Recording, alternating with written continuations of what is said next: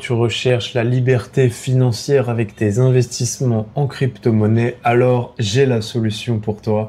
Il te suffit de faire l'inverse que l'ensemble du marché. Dit comme ça, c'est facile, mais ça n'a rien de simple du tout. Je vais te présenter les 5 points que tu dois prendre en compte pour pouvoir justement ne pas faire comme le reste du marché, c'est-à-dire les 95% d'investisseurs qui perdent de l'argent et pouvoir sortir ton épingle du jeu juste après cette vidéo, donc reste bien jusqu'à la fin. Si je te présente ça aujourd'hui, c'est que je les connais, c'est que je les ai étudiés et c'est que je les ai vécus. Et à un moment donné, j'ai été dans ces erreurs, j'ai su prendre un virage pour pouvoir corriger ça et tout simplement passer au-dessus de ce réflexe, de ces habitudes, de ces automatismes moutonniers qu'on a en tant qu'être humain et qui sont normaux. La première des choses, ça va être le bug structurel, la psychologie humaine. Un être humain constitué normalement, il a 2 systèmes de pensée. Il a le système 1 et le système 2. Le système 1, tu vas agir de manière rapide, de manière émotionnelle et de manière instinctive. Le système numéro 2 de notre cerveau, il est lent, il est rationnel et il est analytique. Et la mauvaise nouvelle, c'est que dans les marchés financiers, l'être humain réagit avec le système 1. Et c'est totalement normal, c'est totalement naturel puisqu'on a été programmé comme ça à prendre des décisions à chaud, à pouvoir réagir quand on était dans une situation de danger ou toute autre situation qui nécessite justement ce système 1. Or, les marchés financiers et l'investissement, on ne doit pas utiliser notre système de pensée numéro 1, mais bel et bien celui qui est rationnel, qui est lent, qui est analytique et qui prend du recul sur la situation. Et c'est très dur de faire avec, mais c'est comme ça qu'il faut faire, puisque l'ensemble du marché prend ses décisions en général de manière irrationnelle sur le moment, sur les émotions. Il se laisse avoir par sa nature humaine qui va faire prendre des décisions à chaud et totalement irrationnelles. Et les gros players, que ce soit les baleines ou les gros institutionnels ou les personnes qui vont faire bouger le marché l'ont très bien compris. Elles savent cette psychologie-là, elles savent comment les gens réagissent au marché, elles connaissent ces systèmes de pensée et elles s'en jouent pour récupérer notre argent quand on fait les mauvaises décisions. Donc il faut réussir à s'émanciper de tout ça, il faut réussir à l'analyser, à l'extraire pour pouvoir tirer son épingle du jeu et investir correctement de manière réfléchie, posée, analytique, selon des vraies datas percutantes. Le deuxième point, ça se répercute directement dans le comportement en marché, la carte du troupeau finalement. Ça fonctionne en cycle émotionnel. Tu vois cette charte, peut-être que tu l'as déjà vue. C'est vraiment ce qui se passe dans les marchés financiers, c'est vraiment ce qui se répète dans les marchés financiers. C'est cyclique, ça devient prévisible et on va pouvoir s'en servir pour prendre nos décisions d'investissement et pour savoir où est-ce qu'on en est, pour savoir justement quand il ne faut pas surréagir et quand il ne faut pas laisser notre système de pensée numéro 1 prendre le pas. Puisque finalement cette charte cyclique, elle est définie par 3 biais psychologiques, ou en tout cas elle est renforcée et créée donc déjà par le système de pensée numéro 1, par le système de pensée numéro 2 et par le biais de confirmation, le biais de conformité et le biais de l'aversion à la perte. C'est-à-dire que le biais de confirmation, tu as probablement déjà entendu cette expérience. Quand on prend un pari, disons au PMU, qu'on achète le ticket, on va parier, on hésite sur quel cheval on va mettre en amont, on hésite pendant 5 minutes, on est vraiment en train de se poser la question, est-ce que cheval 1 est mieux que cheval 2 ? Et une fois qu'on a pris la décision, une fois qu'on a payé notre pari, on a complètement oublié le premier choix qu'on avait et on est sûr à 100% que celui-là va nous emmener à la réussite. Et on n'en doute plus. On a fait notre choix, on est dans notre propre confirmation et on va essayer de trouver un raisonnement logique qui va justement nous faire dire « Oui, j'ai choisi celui-là pour X, Y, nanana, c'est logique, donc c'est valide. » Et du coup, on va rester dans notre confirmation sur ça. Et on va aller chercher du coup des informations qui vont confirmer notre prise de décision à ce moment-là. Et c'est exactement ce qui se passe quand on a investi dans un token. On est sûr de nous, on a la conviction, on croit avoir la conviction, on est persuadé d'avoir fait le bon choix, mais en réalité, quand on continue à s'informer sur le token, sur ce qu'il en est, etc., on va choisir naturellement notre information. Et on va choisir l'information qui nous arrange. Et ça, faut le savoir et faut faire attention pour justement pas rester dans ce biais et pouvoir en sortir. Le deuxième biais de conformité, ça va être vraiment le moutonisme pur, de faire comme la foule finalement. Et c'est d'ailleurs ce qui crée les mouvements de foule, entre autres dans les marchés financiers, et qui arrive à l'euphorie, c'est que on se conforme au groupe. Tu as probablement aussi déjà entendu l'étude scientifique qui a été faite. Ils se mettent tous dans une salle d'attente et dès qu'il y a un bip, tout le monde se lève. Bon, bien sûr, sauf la personne qui vient d'arriver et qui n'est pas au courant de l'expérience. Au bout de 4-5 bips, les personnes se lèvent elles aussi à leur tour et se conforment au groupe. Elles ne savent pas pourquoi, elles ne savent pas, elles ne comprennent même pas, elles le font tout simplement. Et à la fin, ils continuent et à la fin, il n'y a plus personne qui a été de l'expérience. Et tous ceux qui arrivent après se conforment aussi et se lèvent. Et ça, en fait, ça crée donc le biais de conformité et ça fait qu'on est des moutons puisqu'on va suivre le groupe, on va suivre les informations et c'est naturel, on est humain, on va tous vers là où il y a le plus de monde et vers ce qui nous conforme à la norme. Par exemple, tu suis 2-3 personnes et ces 3 personnes sur Twitter ou peu importe sur le réseau social sur lequel tu es, elles parlent tous du même token constamment.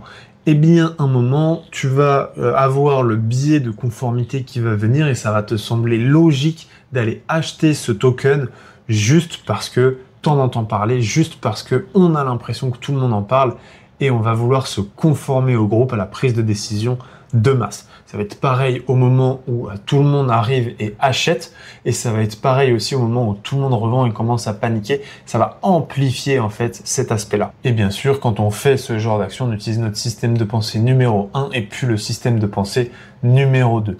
Et le troisième biais, le biais d'aversion à la perte qui en fait nous bloque dans la prise de profit et nous bloque dans le fait de couper les pertes qui sont en cours.